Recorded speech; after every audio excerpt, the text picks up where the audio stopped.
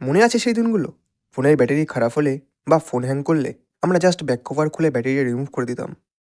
আর আজ ৫,০০০ টাকার ফোন হোক বা ১.৫ লাখের আইফোন, সবই একদম সিল করা।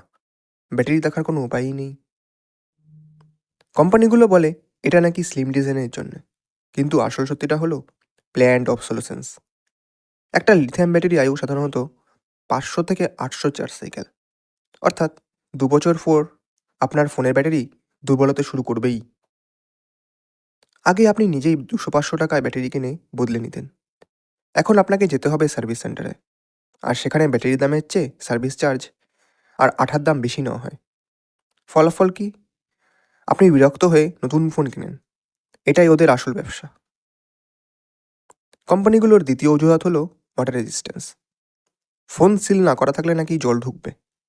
কিন্তু মজার ব্যাপার হলো স্যামসাং তাদের পুরনো অ্যাক্টিভ সিরিজে রিমুভেবল ব্যাটারি দিয়েও ওয়াটারপ্রুফ ফোন বানিয়েছিল। তাহলে এখন কেন নয়? কারণ ফোন সিল করলে আপনি থার্ড পার্টি মেকানিকের কাছে যেতে ভয় পাবেন, পাছে ওয়াটারপ্রুফিং নষ্ট হয়ে যায়। আপনাকে বাধ্য হয়ে কোম্পানির কাছেই ফিরতে হবে। আর সবথেকে ভয়ঙ্কর কারণটা শুনবেন? ফোন সিল করা থাকলে আপনি ফোনের ব্যাটারি ডিসকানেক্ট করতে পারবেন না। অর্থাৎ আপনার ফোন সুইচ অফ থাকলেও ব্যাকগ্রাউন্ডের চিপসেট কিন্তু পাওয়ার পায়। আপনি কোথায় যাচ্ছেন বা আপনার ফোনের সেন্সর কি রেকর্ড করছে সেটা চাইলে কোম্পানিগুলো ট্র্যাক করতে পারে। পাওয়ার সোর্স আপনার হাতে নেই, ওটা এখন কোম্পানি নিয়ন্ত্রণে।